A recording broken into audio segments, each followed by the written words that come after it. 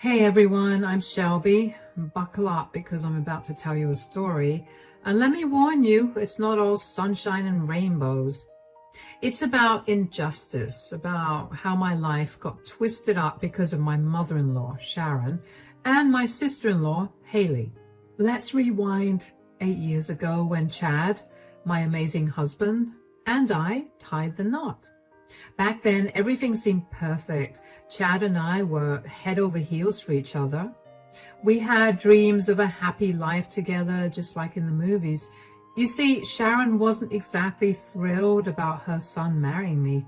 I guess she had different plans for him. And Haley? Well, she was like a puppet, dancing in her mom's tunes, causing chaos wherever she went. She was younger, but oh so foolish. The queen of bad choices.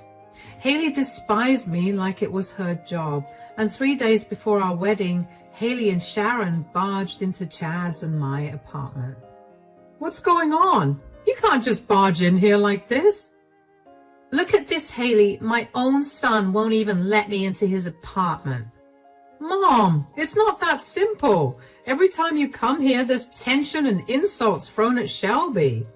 Why can't you just accept her? She's an amazing woman, educated, from a good family. What's the problem? Chad, you're not seeing the bigger picture. There's something about Shelby that doesn't sit right with us. Shelby is the woman I love, Mom. She's been by my side through everything, including Dad's passing. We've built our lives together. But what about us? You're abandoning your family by choosing Shelby over us. Where's your loyalty? I did not raise you to be this way. Mom, let's not do this. We're getting married in 3 days. I can't just abandon Shelby because you don't approve of her. Sharon, I've done everything I can to prove myself to you. I've tried to be a part of this family and to love you all. All I want is acceptance, love, and a chance to make Chad happy. Shelby, don't play the victim card here. An outsider like you doesn't get to have a say in our family matters. And Chad, here is the final ultimatum for you. Leave Shelby or you are not welcome in this house. No contact.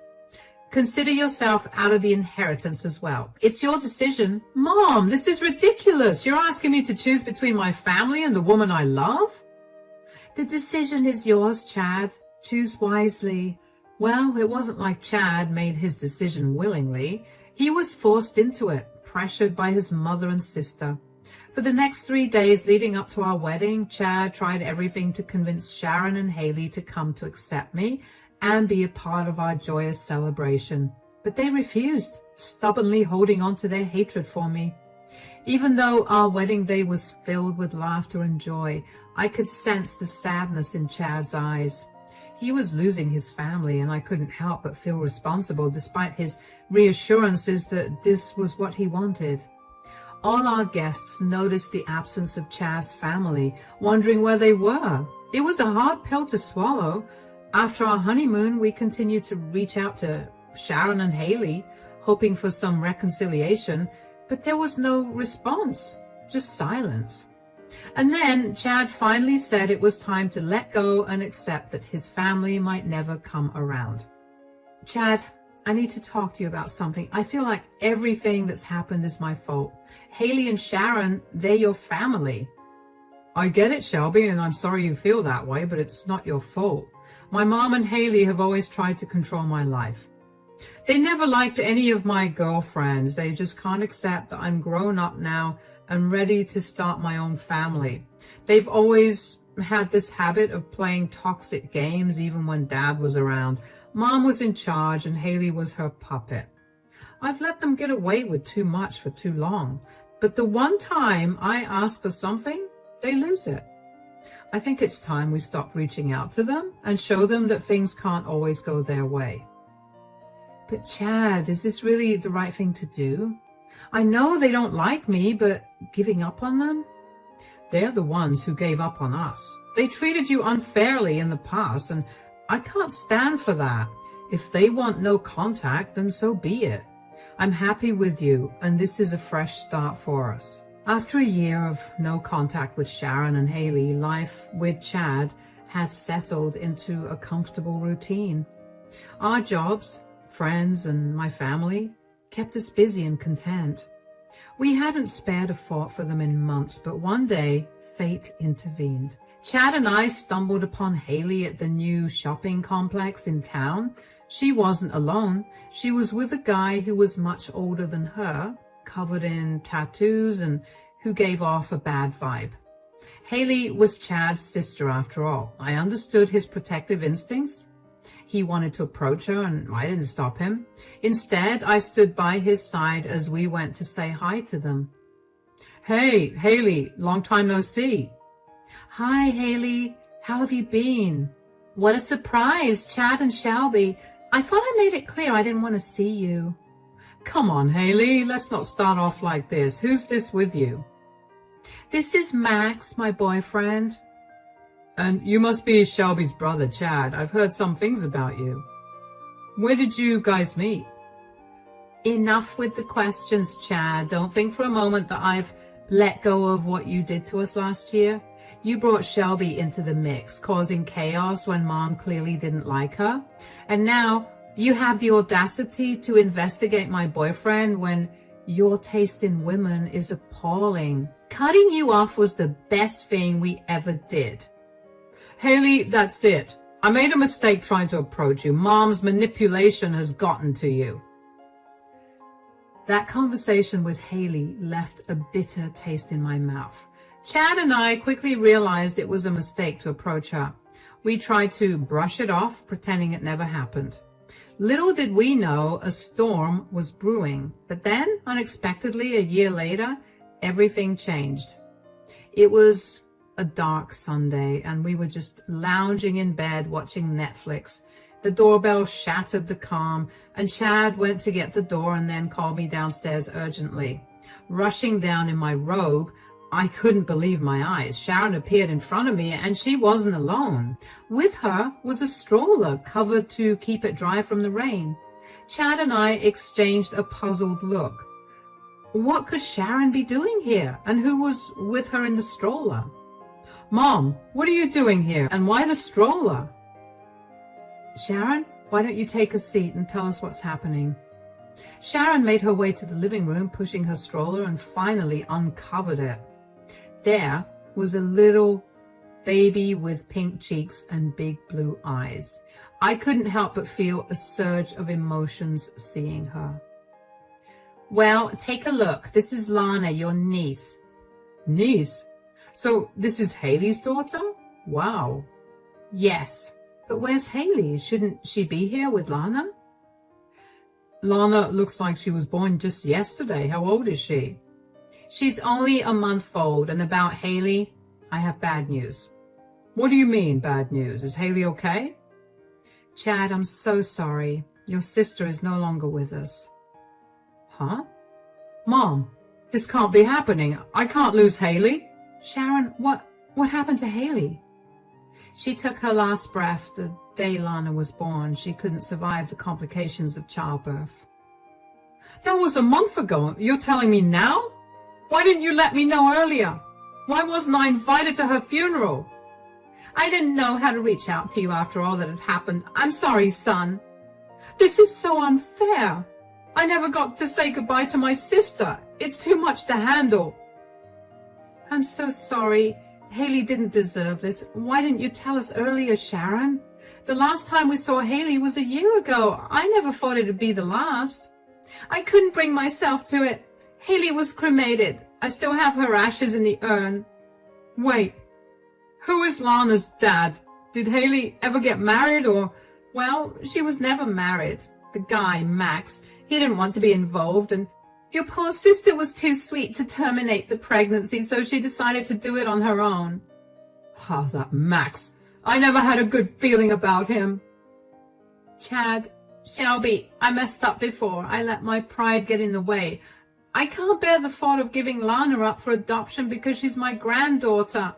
But I'm getting old. I can't do this on my own. I need your help. Would you consider raising Lana as your own, Chad?" I know Haley could be troublesome at times, and I blame myself for not guiding her better. But please, find it in your heart to forgive her. Consider this. Lana is your blood, your niece. I know raising her won't be easy, but she deserves a chance with a family who loves her. Mom, this is a huge ask. We haven't even considered having kids of our own. We have demanding jobs, and our lives are already pretty hectic. Raising Lana would completely change everything. I don't know if we're ready for that kind of responsibility. Sharon, I understand where you're coming from, but this is a lot to take in.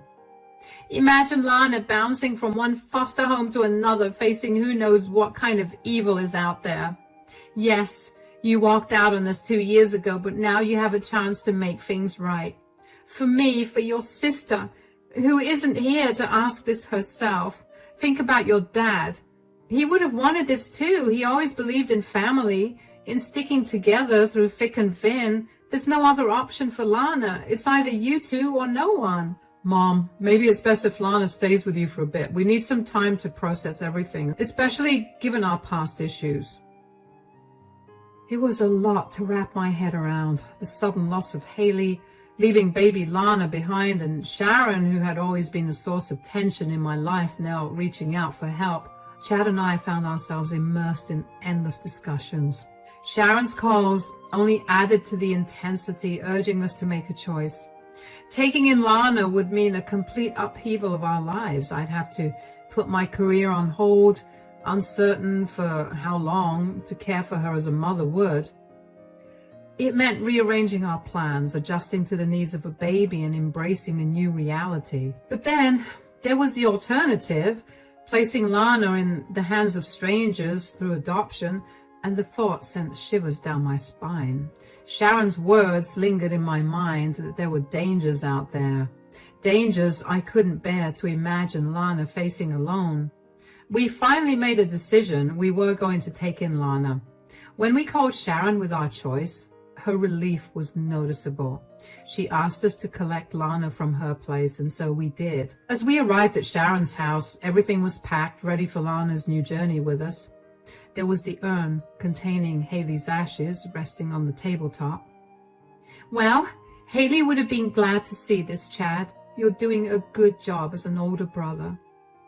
I'm trying my best. How about you two come over later this weekend? We can spread Haley's ashes together. I think it will bring us some closure. I agree, Sharon. It would be a meaningful way to honor Haley's memory. Wonderful. I'll make the arrangements. We can gather at the park where Haley used to love spending time. Thank you for giving me a second chance. I appreciate it more than words can say. Take good care of Lana.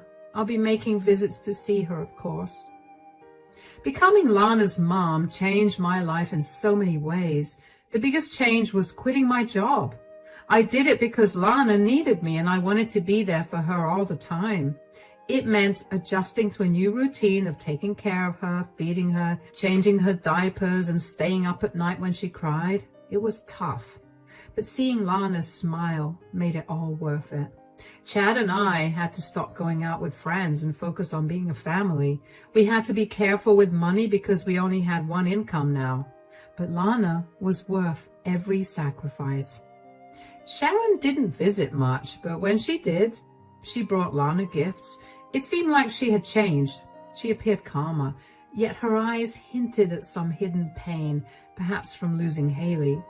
We celebrated Lana's big moments, from her first birthday to her first words, and even though Lana calling us Mom and Dad felt a bit odd at first, it didn't take long for us to feel like a real family. I remember when Lana started kindergarten, she was so excited, but when it was time to leave, she got a little nervous. We hugged her tight and promised we'd be there to pick her up. And when her teacher called us because Lana was crying because she missed her pet hamster, we couldn't help but smile. We spent weekends at the park, pushing Lana on the swings and watching her giggle with delight. And on rainy days, we'd build forts in the living room and pretend we were on an adventure together.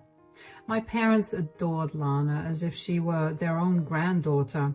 She brought joy and laughter to their home too. Time flew by, and before I knew it, Lana had become the center of our world. I had even forgotten what life was like before her.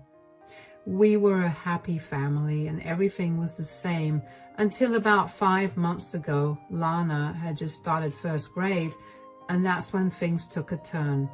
I had noticed some signs, so I decided to take a pregnancy test, and sure enough, it came back positive. Hey, guys, I have some big news to share with you both. What's up, Shelby? You seem pretty excited. Well, you know Lana is going to have a little brother or sister soon. Wait, are you saying? Yes, I'm pregnant. That's incredible news, Shelby. I can't believe it. You have made me the happiest man alive. I love you so much, baby. Really? Oh my God. Yes, sweetie, Mommy is going to have a baby. A baby, like a real baby? Yes, a real baby, and you're going to be a big sister.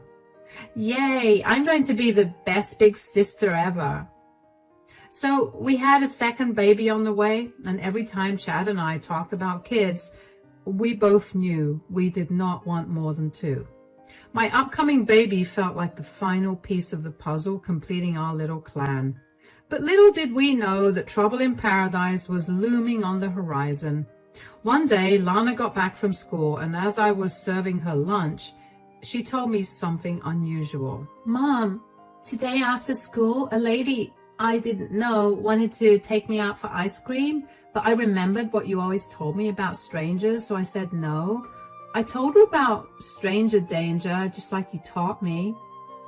Lana, sweetheart, you did absolutely the right thing. But can you tell me more about the lady? Did she look like someone you had seen before? No, Mom. I told Chad about it, but he brushed it off, saying I shouldn't worry. He thought it was just some random woman. We planned to address it with the school on Monday since it was the weekend, but life had different plans. We were enjoying our weekend. Chad and Lana were in the backyard watering the plants, and I was baking some chocolate chip cookies, but then I heard a knock. Before Chad or I could reach the door, Lana ran and started shouting, Mom, it's the ice cream woman. When Lana mentioned the woman, I hurried to the door with Chad. Our faces drained of color when we saw who it was. Haley, alive! But that could not be right. We mourned her and scattered her ashes 6 years ago. It did not make sense. We stood there shocked, trying to process the impossible sight before us. Lana, sweetheart, please go to your room for a moment. Hold on a minute. Nobody's going anywhere. I'm here to take Lana with me. Mom, what's happening? I don't want to go. Lana, it is okay. Everything will be fine. Just go to your room. Lana stepped back and headed upstairs. Huh, Mom? Shelby, you are not Lana's mother, are you? Then what is this? Haley? We thought you were gone. We even scattered your ashes with Mom. How can this be possible? Oh, Mom is behind it. Look, I did not know what you've been told, but I'm here now. I came back to make things right, and Lana belongs with me. What do you mean, make things right? Exactly what it sounds like. You can't just come here and disrupt our lives. You need to leave. I just got back in town yesterday. I am not going anywhere. And just so you know, I have to sort something out with Max. But I'll be back. Get ready for it. As soon as she left, Chad and I looked at each other completely shocked. We had no idea what was going on. Haley had suddenly appeared out of nowhere, and we were left wondering whose ashes we scattered 6 years ago. It was all too confusing. The only person who could explain was Sharon. Without wasting a moment, we called Lana's babysitter who lived nearby. She arrived quickly, and we hurried to Sharon's place. Chad and I were furious and bewildered, and after a long drive, we finally reached Sharon's house. We didn't even bother knocking. Chad just barged in. Sharon was sitting in the living room watching TV like nothing was wrong.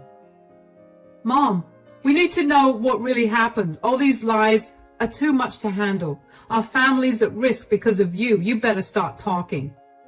Chad, Shelby, what are you doing here? What's going on?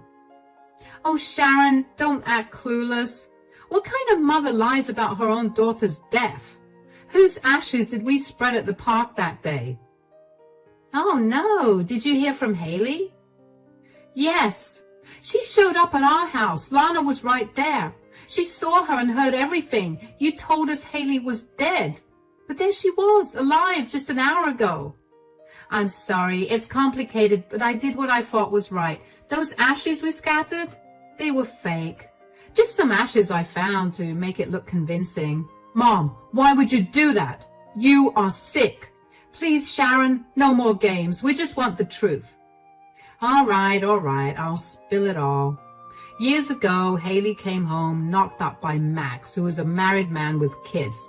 I didn't even know she was seeing him. Haley thought Max would come around about the baby, but I knew better. Oh my God, she got mixed up with a married guy? Yeah, and she was dead set on him coming to his senses. I told her to get rid of the baby, but she would not budge. Haley and her awful choices. She thought that if Max laid eyes on their baby, he would have a change of heart, but it did not go down like that. The day after Lana was born, Haley showed up at Max's place with Lana in tow, but he shut the door on them and told her to never come back. This whole situation crushed Haley. It made her give up on everything. She could not bear to look at Lana's face anymore, and she began to resent her own daughter. And I did not know what to do. Haley disappeared, leaving behind a note saying that she would never return. I kept trying to reach her, but after a week, she finally called me from an unknown number and demanded that I never contact her again. Apparently, she had started a new life wherever she was, and she wanted to cut ties completely and start fresh. Why did you keep this from us? You should have told us the truth, Sharon. Keeping something like this from us only made things worse. Well, after how Haley and I treated you, Shelby, I knew you would hesitate to help me with Lana. It would have been a lot to ask. I truly believed Haley was not coming back. So I felt I had to come up with a fake sob story to manipulate you guys into helping. Mom, that is not right. We had been distant for years and you came to us with lies just to bail you out? I can't wrap my head around this, Sharon. You literally manipulated us just to get rid of Lana. What kind of mother resorts to such sick lies? This is beyond belief, and you went as far as convincing everyone that Haley was dead. Oh, believe me, I went through a lot to pull off this lie. I did everything in my power to erase any trace of Haley's existence. I had no other option. I didn't have it in me to give Lana up for adoption. We need to sort this out fast. Yeah, but let's deal with Haley first. Mom, you are going to pay for this. Chad and I headed home, unsure of what would come next. The thought of losing Lana was unbearable, especially with my pregnancy causing added stress. We could not even reach Haley since she had changed her number. It felt so unfair. First, she did not want the baby, and now she suddenly wanted her back after 6 years. We needed to know the whole story, and despite the uncertainty, we contacted our lawyer just in case. Lana sensed the tension and kept asking about Haley, and the fear of losing Lana consumed me and tears welled up. Chad brought takeout for dinner. Just as we were about to eat, the doorbell rang again. My heart raced as I hurried Lana to her bedroom with her food, and we answered the door anxiously. I told you guys I'd be back. Let's continue this inside. Haley, look, we heard everything from Sharon, and I'm sorry she lied about your death like that, but I don't blame her. I don't care. I had a different life miles away from her for 6 years. I even got engaged, but things didn't work out. But guess who I heard from just in time? Max. After 6 years of silence, he reached out. He was going through a divorce and said he needed me. Max asked about Lana, and I could feel his longing to rebuild our family. And it turns out I was right. I just come from his place, and we had a lengthy discussion. We have decided to give being a family another shot. All my dreams are finally coming true. You can't rely on him, Haley. Remember, he cheated on his wife with you. God knows what else he's capable of. Think about Lana's well-being. Honestly, Shelby, Lana is not my priority here. I'm doing this for Max. He needs a loving family during this tough time, and I'm willing to give it to him. That is not fair, Haley. Lana is not just some object you can use to play happy family with Max. You and Mom have gone too far. We are trapped in a mess of lies because of you. Our home stability is shattered, and Lana is not a toy that you can toss aside and reclaim whenever it suits you. I'm not trying to hurt anyone. I just want Lana back. She's my daughter. You lost that right when you walked away from her. We have been here for Lana every step of the way. We have built a life with Lana. She is not just going to uproot and leave with you suddenly because you want her back. We are taking this to court anyway. We will ensure both you and Mom stay far away from our family from now on. Chad and I did not back down. We took the issue to court to fight for Lana. Sharon was scared because she had lied about Haley's death, and now the truth was catching up to her. Meanwhile, Haley and Max teamed up to try and take Lana away from us. They hired really expensive lawyers and tried their best to win. The court stuff was really stressful. As everything unfolded, we learned some troubling things about Max. He had his own problems. He drank a lot and had been caught stealing from a store before. It made the whole situation even messier. We had to go through a lot of hearings, and each one was nerve-wracking. But we kept believing that Lana deserved to stay with us, and we were not going to give up. Finally, after all the stress and worry, the judge made a decision. Lana was going to stay with us. Chad and I were over the moon. We hugged each other with tears in our eyes, feeling so grateful and relieved. But it was not all good news. Sharon got in trouble for lying. She was sentenced to 6 months in prison and had to pay a big fine for faking some documents to support Haley's fake death. I remember after the court ruling, Chad and I were getting in the car to celebrate when Max came up to us. How dare you rip Lana away from me? She's my flesh and blood, my daughter.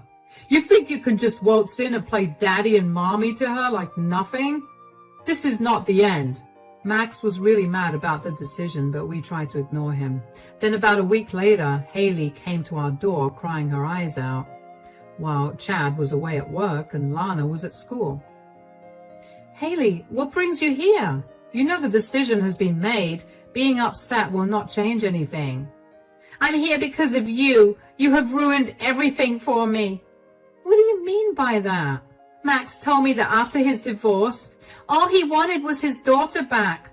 I tried my best to give him that, to make things work, but you had to sabotage my plans, and he's done with me now. He said he's had enough and that he wants me gone forever. I don't know what to do. I'll be all alone. He is just so selfish. First, he loses one family, and then suddenly he wants you and Lana back. It's all about him, isn't it? You, Sharon, and Max, all of you are cut from the same cloth, and now you are facing the consequences of your actions. Please, Shelby, I don't know where else to go. I'll be left with nothing.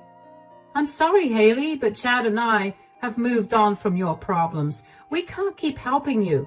It's time for you to face reality and move on, too. Maybe it's best for you to start over somewhere else.